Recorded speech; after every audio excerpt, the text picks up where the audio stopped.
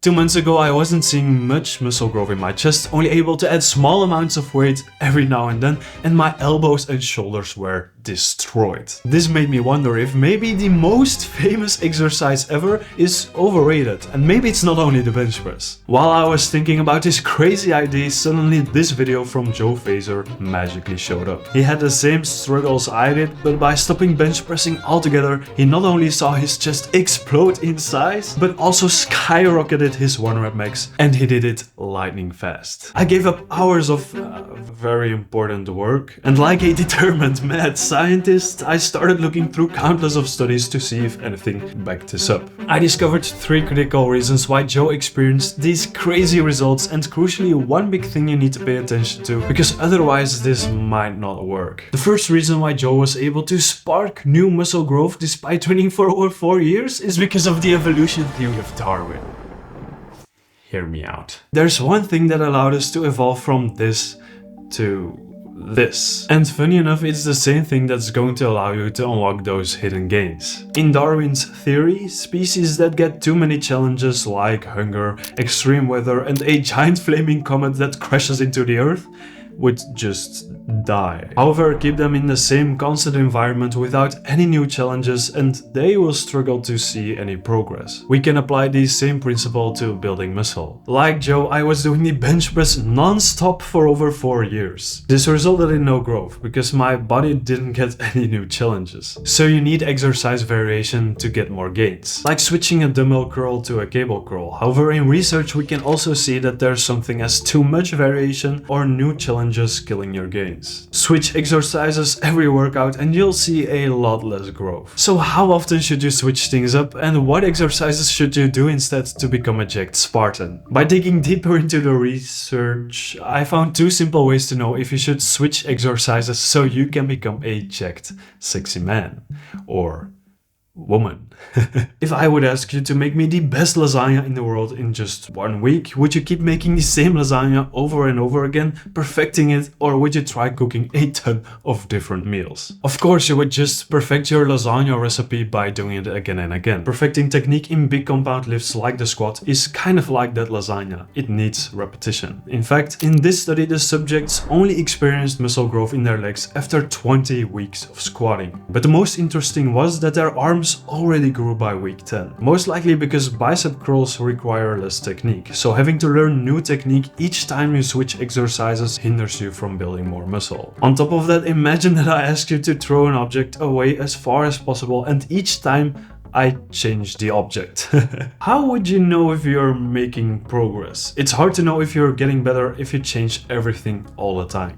So the first obvious thing you should ask yourself is, are you still seeing progress? If you notice that things are stagnating a bit, it's a big sign to switch things up. If you are adding weight consistently on a certain exercise, great, you probably shouldn't switch anything up. Although there's one exception. There is one thing that everyone agrees is crucial for packing on size fast, but there's one thing massively sabotaging it. Imagine that this cup is stress that your elbow needs to recover from. For example, I do javelin throwing and lift weights. Javelin throwing puts a certain amount of stress on that elbow. However, certain exercises like the bench press are also very taxing on it, and I notice that my recovery cup tends to overflow, causing serious injuries. And this hurts what you absolutely need for muscle growth. If you have ever taken a break from lifting weights, you'll notice that you've gotten so much weaker rather quickly, basically causing you to regress instead of making progress. This is exactly what happens when you get injured. You basically need consistency to make progress. It's that repetition and progressive overload that results in the most amount of gains. So if you always have to warm up your rusty shoulder before bench pressing, this is your sign to switch things up. This also counts for other exercises. You'll notice that some just overflow your cup without giving substantially more muscle growth. But what exercises should you do instead? The last thing Joe unknowingly did right is kind of like turning on a switch that gives you 50% more muscle growth. It's that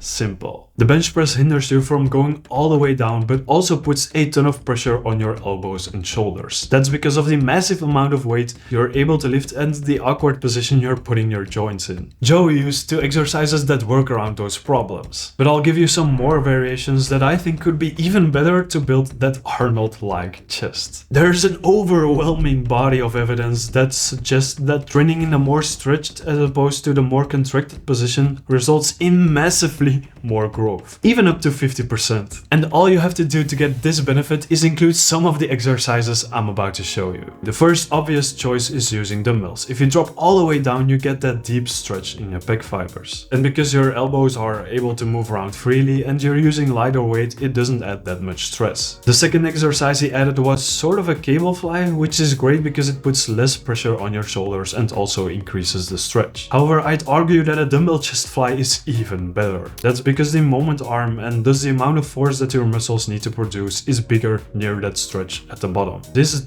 does, however, put more pressure on your shoulders. So I'll show another variation that feels amazing on those joints. Once you get more advanced and you're able to lift more weight, the pressure from free weight movements fills up your cup more than a beginner. The simple solution to that is using machines. Most people think they are mostly for beginners, but I would argue that it's the exact opposite. Machines build as much muscle as free weights, however in some cases they take away so much stress on your joints. The chest press, for example, gets me that huge stretch and feels nicer on my elbows and shoulder. So experiment with machine movements and see which feel amazing for you. Now, if you want insane muscle growth, I wouldn't completely go away from the contracted position. Because remember, variation does increase muscle growth. So do include some exercises that focus more on that contraction. The thing is, however, even if you use variation to spark new muscle growth and you don't get injured, you might still not get the attractive Spartan physique you deserve. I discovered some powerful yet simple tricks prisoners use to get jacked that will help you to massively increase your progress. That's why you should watch this video next, because it will change the way you work out forever so you too can become a jacked Spartan warrior.